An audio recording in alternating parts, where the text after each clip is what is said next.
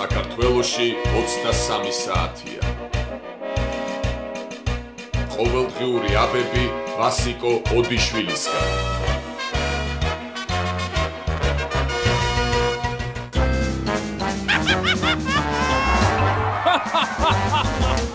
ღმერთი მისეირნობს 64-ში და დაინახავს ეროსის. ხო და ეკითხება, შენ აქ რა გინდაო? ვინ შემოგიშავ? ეროსი კიდე პასუხობს, გადმოგძვევიო.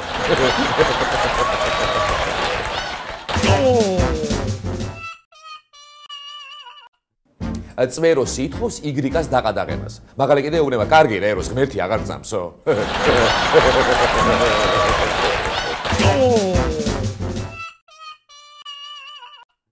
საღამო მშვიდობისა, თქვენს ტელე და რადიო ყუთებშია ყოველდღიური გადაცემა ყოველდღიური აბები ვასიკო ოდიშვილისგან და მე ამ გადაცემის სამყარო ვასიკო ოდიშვილი გახლავთ.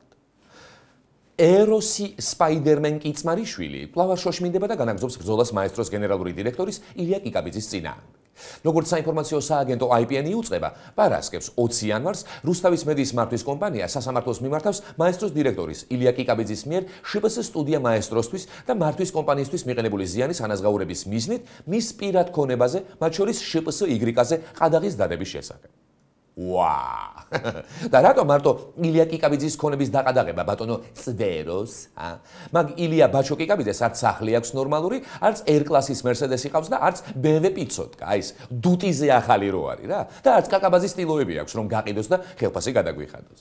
ხო, მაგას იმდენიც არ აქვს, რამდენიც შენ. ხო და ცოტა უკეთ გაერკვიე კაცო, გაიკითხე, გამოიკითხე, იქნება ღლონც, ხო, ღლონც. მაგაზე მეტი ქონება აქვს და იმის დაყადაღება მოითხოვე კაცო. ან საერთოდ რომ გავიძახეთ მაესტრო ერთია და ერთიანი თქო ჩამოუარე ყველა თანამშრომელს და მის ქონებას და ჯერ დააყადაღე და მერე მიისაკუთრე. ოღონდ ის კომუნალურები მაინც გადაგვიხადეთ, ცოტა ტეხავს, მერე იტყვიან ღორიაო, ხო. ხო, კიდევ რა შეიძლება?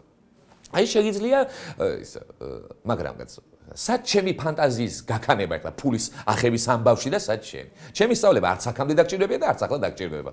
ხო და ისა ცოტა უფრო დაძაბე გონება და მიდი მიაწექი რა კაცო. მიშა შენსკენაა და ამ ქვეყანაში უბატონოთ ახლა ვინ გაგწემს ხმას? ჩემო ვარდების რევოლუციის შემოქმედო რადიკალურო ოპოზიციონერო. მიდი წვეროს, მიდი. ხალხი თუ ვერა მაღალი ღმერთი დაგიფასებს. კი. ევროპაში პატიმრების რაოდენობით ნომერ პირველი ქვეყანა საქართველო თავის პატიმრებზე ისე კარგად ზრუნავს, რომ მათი კვების რაციონი რიგით ქართველს ნერწყვს მოადენს. როგორ იკვებებიან პატიმრების აშელ-აღსრულების დაწესებულებებში? დღეს ქსნის მე-15 დაწესებულებას აშელ-აღსრულების მინისტრმა და მსჯავრდებულის ოჯახებმა მოინახულეს. მათ პირადად დაათვალიერეს სამზარეულო, სადაც ყოველდღიურად საკვები მზადდება. საფრთხეში მოქმედებს სამჯერად იკვება განსხვავებული რაციონით. აქ არის სინჯებისათვის სპეციალური მაცივარი, სადაც პროდუქტები ყოველდღიურად მოწმდება. 2200 მსჯავრდებულის გამოკვებაზე აქ 22 მზარეული ზრუნავს. მთელი კვირის განმავლობაში არის გამოყენებული საქონლის და ქათმის ხორცი. შაბათ-დღეს არის თევზი, რომელიც ძალიან მოსწონთ, გინდა გითხრათ. აუცილებლად ვითვალისწინებთ, რომ დიდი ნაწილი მარხულობს და 4 შაბათს და პარასკევს მთელი დღის განმავლობაში არის სამარხო მენю. აი ახლა მივხვდი რატომ არის საქართველო მთელს ევროპაში ნომერ პირველი ქვეყანა პატიმრების რაოდენობით. ყველა პატიმარზე მორგებული ინდივიდუალური მენიუ ყოფილა ჩვენს საშელ-აღსრულების დაწესებულებებში ყველაზე მთავარი რამ. დიეტაზე მყოფ პატიმრებს დიეტურ საკვებს სთავაზობენ, ყოველგვარი ცხიმების და კალორიების გარეშე. ქართველ პურის მჭამელ და მოკეიფე პატიმრებს სთავაზობენ შლის მწვადებს და კეთზე შემწვარ ხაჭაპურებს. მარხვაზე მყოფ პატიმრებს კი ფხალს შესთავაზებენ. გარდა მაგისა, სვეტსკი პატიმრებისთვის მენიუში შეტანილია მარწყვისა და ატმის კოქტეილები, თავისი კოლგებით, ცხელი შოკოლადით და ჟოლოს ნამცხვით. ხო და ახლა აბა ძვირფასოდერ მაყურებლებო, ასეთი მაგარი მენიუ რომ გაქვს ციხეში. იქნები კაცო ნომერ პირველი ქვეყანა პატიმრების რაოდენობით. აბა რა იქნება? ისე მეც მიკვირდა კაცო, მეთქი რატომ აღარ მიდის ჩვენი ქვეყნიდან ხალხი საბერძნეთში და გერმანიაში ბეიბისითერად და მომლელად თქო. აგერ კაცო, თურმე რა შეყოფილა საქმე. ჩაჯდება ციხეში, წაიმუშავებს, ისე კი პურს დააცხობ, ხელფას აიღებ და ოჯახსაც შეინახავ იქიდან. თან საქართველოშიც იქნები და ისიც გაწოდინება, რომ ციხეში ეკონომიკური კრიზისი არ შეგაწუხებს. პატიმარს უბრალოდ მოუწევს თავის ახლობლებში პროპაგანდა გაუწიოს ნაციონალურ მოძრაობას წინასაარჩევნოდ. თუ ცუდ პროპაგანდას გაუწევს, ყველამ ვიცით, რაც მოუვა ეგეთ პატიმარს და ვინც კარგად გაუწევს პროპაგანდას, მენიუში მიწის თხილსაც დაუმატებ. აი ასე, ჩემო ძვირფასებო, თუ ვერ უძლებთ ამ ყოფას, მიაყაჩაღეთ თქვენი მეზობელი და იმ წუთიდან თქვენი ცხოვრება 180 გრადუსით შეიცვლება. რა თქმა უნდა, სასიკეთო. ხო და გადაცემის მერე ახლა მეც უნდა გავიქცე ტაქსის მძღოლები გავძარცვო და ჩავჯდეთ ციხეში, თორემ ამ მაესტროში მუშაობით არაფერი გამომდის. კაცმა არ იცის, როდის გადმოძრება წვეროსი და რა სამართლებს ხო და მარჯობს ახლავე დავიწყო სტაბილური სამსახურის და ყუათიანი საკვების ძებნა. ხო გახსოვთ წინა წელს დანიას რომ გაუსარით. ახლა თურმე ჰოლანდიასაც ჩაუშხვილეთ და ამერიკასაც კუძზე ვაზივართ. ხო? წარმოუდგენელი განვითარება სოფლის მეურნეობის. ჩვენ ყველა პრაქტიკულად დასახლებულ ადგილში სოფლის მეურნეობა ზემოდან რომ გადაუფრენ სამეგრელოს. მე ზემოდანაც უფრენ და ქვემოდანაც დავდივარ, მაგრამ ზემოდან კარგად ჩანს. ჰოლანდიაზე უკეთესად არის დახაზული უკვე აქაურობა. ადრე რომ დახედავთ, იყო ფუჩხნარი. და ამიტომ ეს ნიშნავს ძალიან მაღალი კულტურის მაჩვენებელია. აი ადრე ჰოლანდიაში რომ დავდივარ, ვფიქრობდი ესე ალბათ ჩვენთან არასდროს არ იქნება. ახლა ჰოლანდიელებმა ითვლინონ ჩვენ თავზე და გვიყურონ და ნახო როგორ არის აქ მოწყობილი, ბევრად უფრო ნაკლები რესურსებით. მოიცა კაცო, ამ ამბავს გვიმალავდით? ამ ამბავს გვიმალავდით? თქვენ გაიყალ ხო კაცო? მიწები დავხანით და არ ვიცოდი? კარგით რა კაცო. აი ახლა გასკდებიან გულზე ეს მორფიწევია ჰოლანდიელები. ჰოლანდია აბა გადმოხედე ზეიდან როგორი მოხნულები ვართ, ხო? აი, ჰოლანდია მოფრინავს. რუდ, ნახე როგორ მოვხანით ჩვენი მიწები? ას გვაგინებ კაცო. ეს მშვიდობის ხიდია კაცო ეგა. და სულაც არ არის ხო? თავხედი ეს შურიან და ღატაკი ევროპელები ეგე. მაგრამ ჯანდაბანზე გზაქონიათ კაცო და იმის იქით წასულა.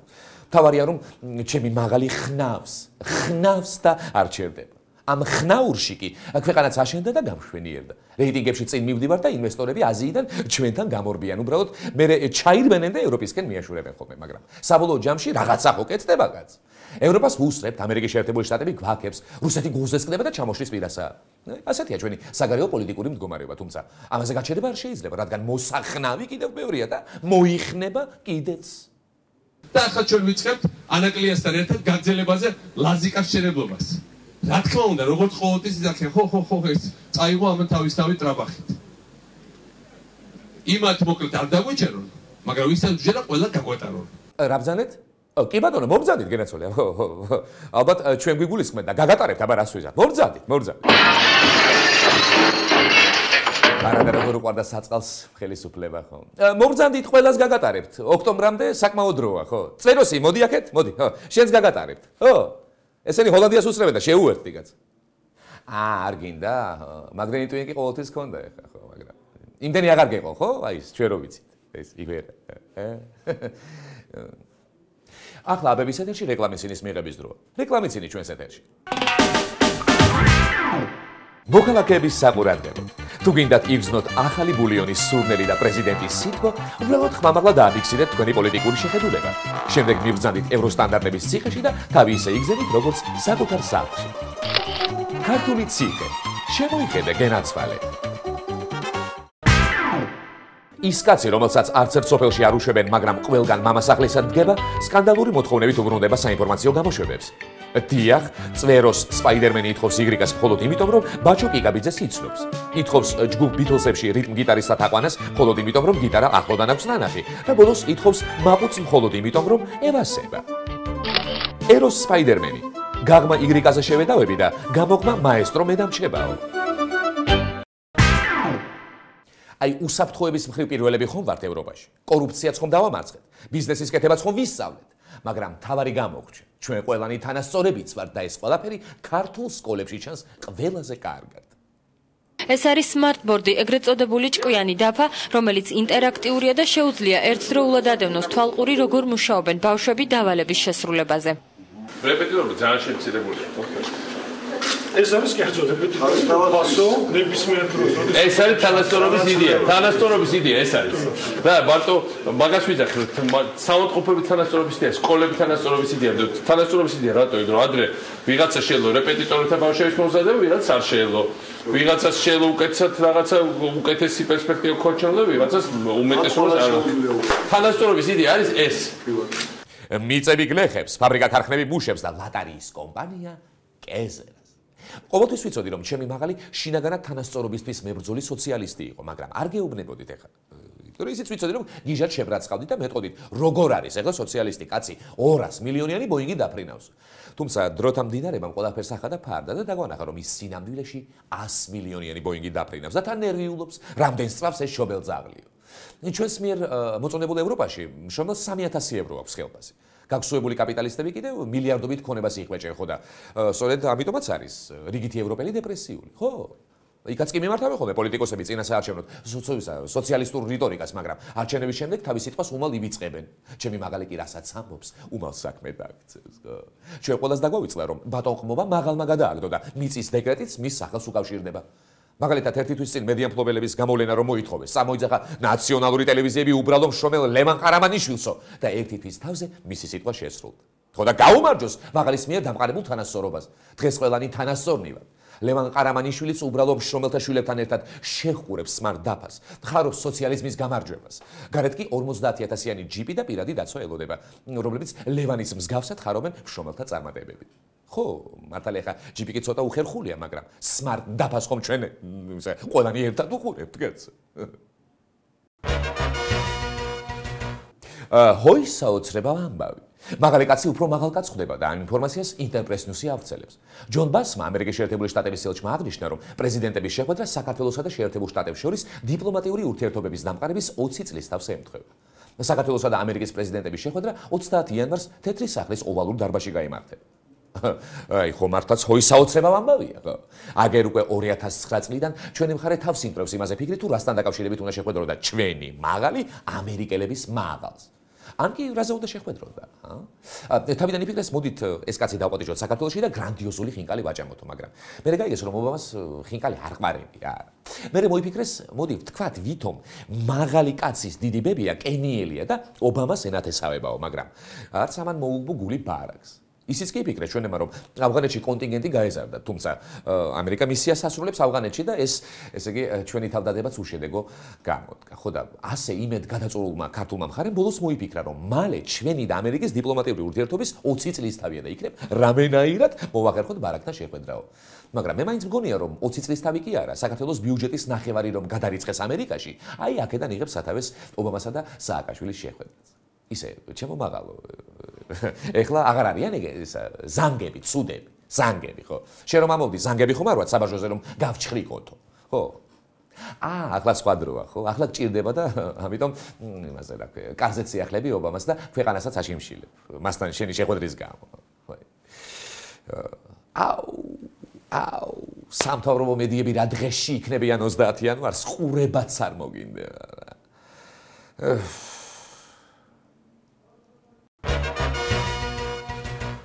მახვილ და დაკვირვებულ თვალს არაფერი გამოეპარება.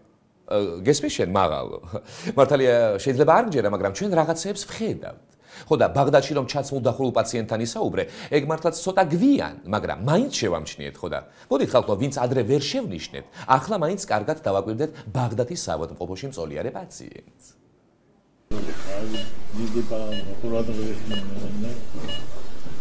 ესე მე მითხეს, რომ ბაღდადში 3 წელი კაცი არ დაწვეულა საავადმყოფოში. საავადმყოფოს ერქვა და არაფერი არ ხდებოდა. ეხლა 5 ვარს პროვინციასთან ერთად. ნახეთ, ვითომ სასწაულით გადარჩენილი პაციენტი საწოლზე ჩაცმულ დახურული წებს და ისე გადის ჩემი მაღალის საავადმყოფოში აქტიურ მკურნალობას. მეშინია, კაცო, ძალიან მეშინია. რას გვიშვება, კაცო, სად გვაცხოვრებს? თან ზუსტად ვიცი, რომ ამის გახმაურების შემდეგ მიშა თავხელიძე ან ვინმე მსგავსი გამოვა და იტყვის, მაკაც განსაკუთრებული დაავადება აქვს და ამ ავადმყოფობის სპეციფიკა მოითხოვს, რომ ჭაობისფერ სვიტში ჩაცმულმა გაიაროს მკურნალობაო. კი, ვიცი, რომ ზუსტად ასე იქნება და ამიტომაც კიდევ უფრო მეშინია. აქამდე მაღალს რომ უყურებდი, ფიქრობდი, ჯანდაბას, როგორც პრეზიდენტს თავისი მოქალაქეები ფეხებზე ვკიდივართ, მაგრამ როგორც PR ტექნოლოგიების სპეციალისტი, ჩვენში მაყურებელს მაინც ხედავს და კარგად დადგმულ შოუებს გვაყურებინებს თქო, მაგრამ არა. ახლა ესეც აღარ არის თურმე. ხალხო აღარც გვიდგამს შოუებს. ხო, შოუებსაც კი აფუჩეჩებს. მე კიდევ მე ამის მეგონა რომ გადაცემებით შეცდომაზე მიუთითებ, რაღაც ჭკვიანურს მაინც ვეტყვი მეთქი, მაგრამ ამის მერე ხვდები რომ აზრი არ ქონია არაფერს. ან რეკლამის წინს რისთვის მღეროდი, ან თუ ისმენდა ჩემ ანეკდოტებს, რა ვიცი. აბების ეთერში 5 პოლიტიკური აბე მინდა შემოგთავაზოთ. იცინიან და იცინიან პოლიტიკოსები. მეხუთე ადგილი. მეხუთე ადგილს იკავებს აკო მინაშვილი. აკოს ამაგდარი პედაგოგის იმიჯი მოურგია და თვალცრემლიანი რუსეთზე ისე ლაპარაკობს, როგორც გზასაცდენილ მოსწავლეზე ლაპარაკობენ ხოლმე პედაგოგები. სამწუხაროდ რუსეთი თავის საკუთარ შეცდომებზე ვერ სწავლობს, რუსეთის ხელმძღვანელობა საკუთარ შეცდომებზე ვერ სწავლობს, მაგრამ მიუხედავად ამ აგრესიული მოქმედებისა ძალიან კარგად გამოჩნდა. რუსეთის შიგნით არის ძალიან ბევრი პრობლემა, ეკონომიკური, პოლიტიკური და ამაზე საუბარი რუსეთის მოსახლეობამ ძალიან აქტიურად დაიწყო. თუ რუსეთი არ შეცვლის თავის პოლიტიკას, რუსეთის ხელისუფლება არ შეცვლის თავის პოლიტიკას, პრობლემები საკუთარ თავს შეუქმნის მომავალში. მეოთხე ადგილი. მეოთხე ადგილზე გავიდა კავკასიისა და მაესტროსთვის განკუთვნილი საქართველოს ლეიბორისტული პარტიის ბილდსიტყვაობით გაჯერებული შენიშვნა. რა ვქნა ახლა მედიაში მოღვაწე კაცი ვარ და ხელს ვერ დავარტყამ. ასე ხომ მაინც უნდა უპასუხო შეურაცხყოფას. ქვეყნის ტრაგედიაა, რომ ქართული ტელევიზიები დაიყვნენ მიშა ვიზიებად და ბიძინა ვიზიებად. ოლიგარქ ივანიშვილის ფულებმა ტელეკომპანია კავკასია გადააქცია ჭორვილ ვიზიად. იგი არა მხოლოდ სარეკლამო დროით, არამედ სატელევიზიო პოლიტიკიდაც სრულად მიეყიდა ნარიყალას ბატონს. არაღარაფერს ვამბობთ ტელეკომპანია მაესტროს გადაცემა სუბიექტური აზრის წამყვანებზე, რომლებმაც ივანიშვილის დასტა დოლარების გამო ფოთის პოლიცმაისტერივით ლამისაა ჩაიხადონ და ისე ემსახურონ ნარიყალას ბატონს. მივმართავთ ამ სუბიექტებს. სტუდიები გადაიტანონ პირდაპირ ნარიყალას შუშის სასახლეში, სადაც უფრო კომფორტულადაც იქნებიან და ჩვენი ლანძღვის სანაცვლოდ ოლიგარხისგან პრემიებსაც იქვე მიიღებენ.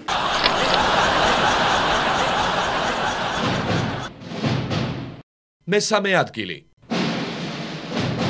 მესამე ადგილზე გავიდა ერთი შვეიცარიელი მინისტრი კაცი, რომელიც ჩვენს მინისტრს შეხვდა და დაასკვნა, რომ ქვეყანა განვითარებული გვაქვს.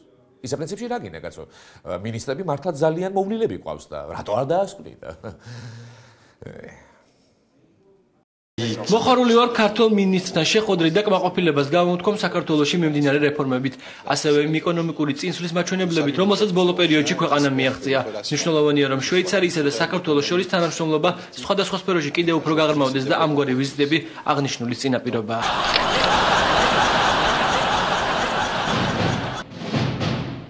მეორე ადგილი. მეორე ადგილზე გავიდა ჩვენი უზენაესი სასამართლოს უზენაესი მოსამართლე, რომელიც მიხვდა, რომ ჩვენს მოსამართლეებს მძიმე პრობლემები ჰქონდა და შემდეგ სფეროებში დაუწყო სწავლა-განათლების მიცემა. ამ პროგრამების წლევანდელი პრიორიტეტი მოსამართლეებისათვის იქნება კომუნიკაციის სტანდარტებზე სპეციალური ტრენინგების გავლა.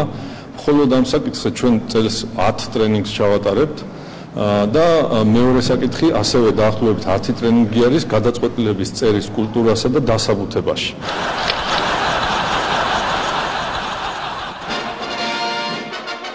პირველი ადგილი. და პირველი ადგილი ისევ ჩვენმა მაღალმა კაცმა მიისაკუთრა. მაღალი მარტვილის საავადმყოფოში ყოფოში შეიჭრა და მრავალჯერ გადამოწმებული ნამდვილი ამბის ხუმრობად გასაღებას სცადა. მართალია ახლა ჯანდაცვის მინისტრს კი გაეცინა, მაგრამ ვითომ მართლა გამოუვიდა მაღალს ხუმრობა და ვინ ახლა რომ ისე აპარატურა დაახტაკეთითო? იყო ისეთი. ეს აპარატურა ეხლა მოიტანეს თუ იყო? აკონტეს რო გავაკონტა იგებენ.